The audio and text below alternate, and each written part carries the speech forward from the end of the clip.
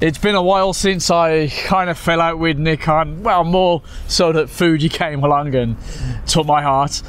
But this Z6 may well have something to say about that. So if you're an old Nikon user or just curious, come along for the ride. We're gonna look at it close up. We're gonna show you some very quick samples, and then I'm gonna let you know what I think about this Nikon Z6, Nikon, not Nikon, Z, not Z. I'm just messing. Just 675 grams with the battery and the card. This is a nice body. If you're a Nikon user, you'll shift straight over with no problem. It just feels like a top-end Nikon should. Buttons are where you'd expect them to be, with a few nice little additions. This has the same weather sealing as the D850. It has this nice, fat, deep grip there, right round to the thumb grip on the back there. This is, of course, Nikon's first full frame sensor mirrorless body. Remember, Nikon had the Nikon 1. That was just a 1-inch type sensor.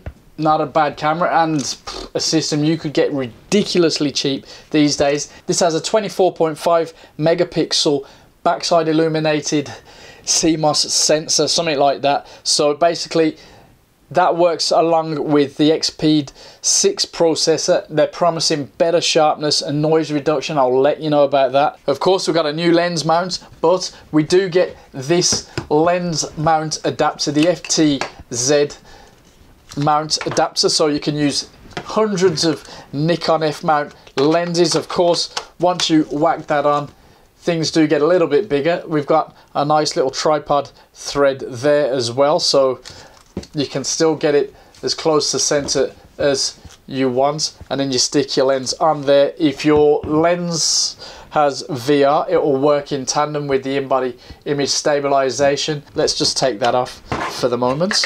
It's worth noting we've got a 16mm flange distance, so basically that means we can get better IQ at the edges of the frame, and that also allows third-party manufacturers to bring out adapters. So those of us that love our vintage lenses, we can use that, and that's pretty cool for me because I can make the most of the 5-axis stabilization that this camera has and shoot with my old vintage lenses, including Nikon lenses that I've got, of course. This is the 24-70 that comes in the kit, and of course it's a chunkier thing.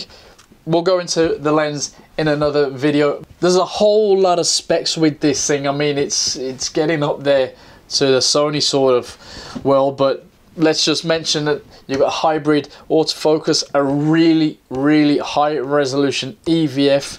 You got a touch screen that tilts up and a little bit down.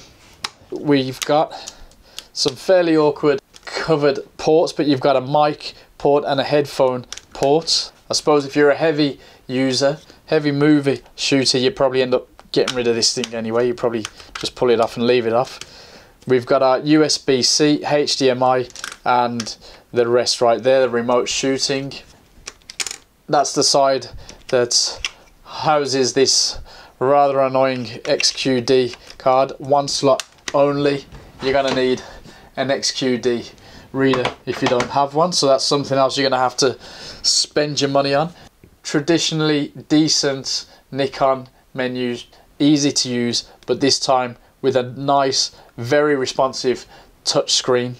We've got 4K 30 frames per second with no crop, plus HDMI out, 10-bit N-Log. That is a massive deal for this full frame mirrorless camera. Also 8K time-lapse silent shooting. There are a lot of customizable buttons, including these two function buttons that might be quite new to you and maybe awkward if you're a movie shooter, but a lot of customization available with this body. I do particularly like this stills to movie, just like my Canon 80D, to be honest.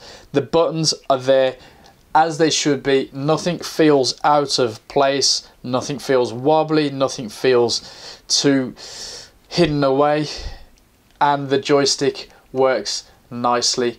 But let's get out and shoot it and then have a proper little chat after that. See you in a matter of seconds, 30 seconds or something.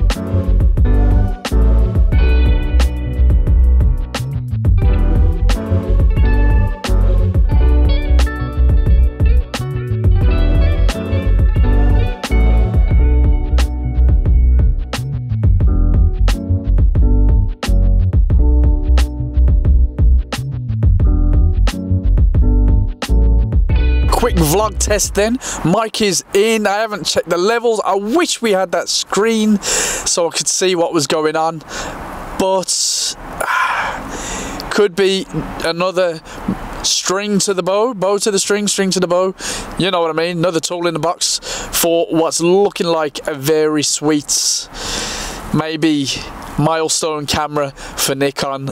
But can we add stupid vlog pieces to the I can't think of anything today. First of all, we gotta be honest, that XQD is not ideal.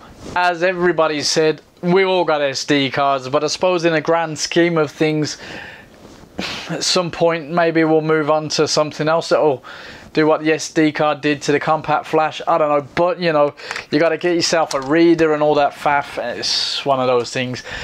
The biggest beef that I have in that respect is the lack of twin card slots.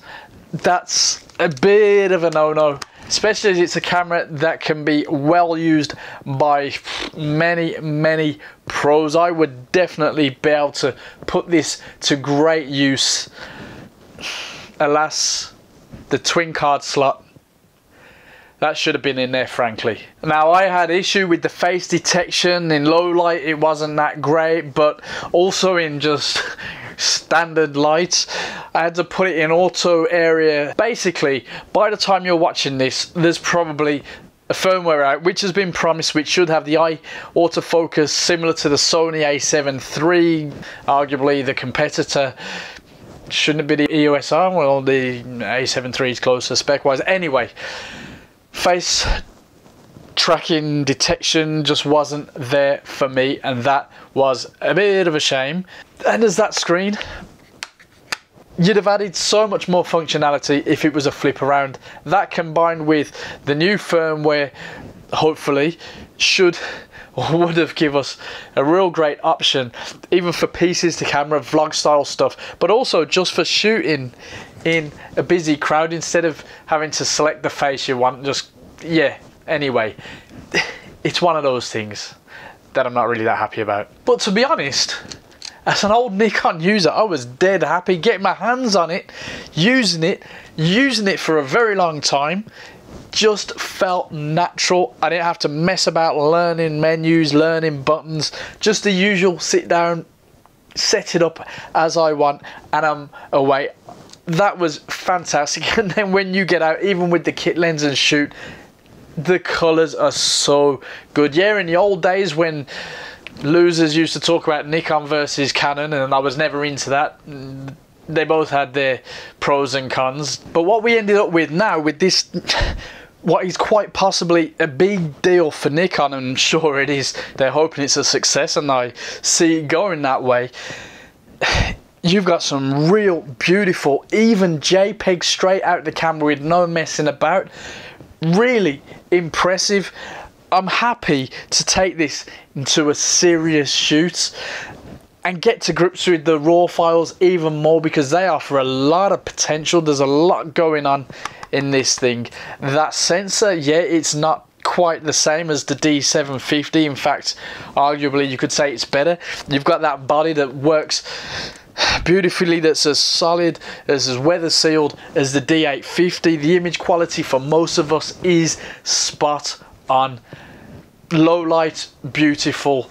This is what you would expect to feel from a powerful entry to a full frame mirrorless market. When we talk about mirrorless, we talk about the battery life and we moan a lot, but frankly, I got 936 frames from this fully charged EL15B. 936 frames, I'm not lying. And I did connect a snap bridge a couple times. I did have a quick flick through the screen a couple times, mess about. You know, 936 frames. Of course, look at the size of it, get yourself some spares, but that reminds me of my old Nikon bodies where you could just shoot for a day or two on one battery if you really wanted. Man, we miss those days. But looks like with this body we don't need to worry about it. To be honest, my T3 gives me some decent oomph from one battery, but very nice. That 5-axis IBIS is something that frankly I really wanted in a new body of this type, and it's right in there, so that gives me a lot more flexibility. It helps me in low light shooting as well. I can really bring down the shutter speed if need be, and I mean a whole bunch of the shots I put up were at 1/25th and less. You know, we didn't even scratch the surface, at least in the sample shots I did personally. It's a all-round powerhouse in a relatively compact and lightweight body. I'm not a pro level video shooter, but this thing packs some serious weight. The 4K is not cropped, 30 frames per second. Yeah, you've got 1080p slow motion, which I'll be honest, I really did enjoy the slow motion, and it was easy to get into with the menu there and flick it across, and you've got a few options for the slow motion too. It's just simple and it outputs it nice and sharp, nice and clean. If you're not bothered about 4K shooting, you might not need this camera, but if you are and you want to stick an Atomos on there, you want HDMI out feed, you got 10-bit N-Log, no crop, 4K, 30 frames per second. It's really stepping up, and it's an affordable option for that level of video user. Of course, you've got your simple stuff like your mic and your headphone port there and your HDMI out, but it's really packing a punch with the video. I gotta be honest, absolute winner. Yeah, I love the EOS R, but this comes in about £100 less. I'm really sorry, Canon, but you know, this Nikon would probably take my money, but few things not quite right with it yet for me, but I can't hate on this camera at all. It's definitely piqued my interest in Nikon again. It's not got me to the point of wanting to move, switch, nothing like that, but I'd be more than happy to use this. And I imagine if this was out back when I was shooting full frame Nikon, might never have gone to Fuji in the first place. Subscribe, leave a comment below, let us know what you think of this camera, if you've had your hands on it, if you've actually used it, or if you're thinking about buying it. Maybe you've got a question if I can't answer. If you guys are looking at the comments and you can answer, that's what it's all about. So I'll see you in the next one, and thanks for getting this far.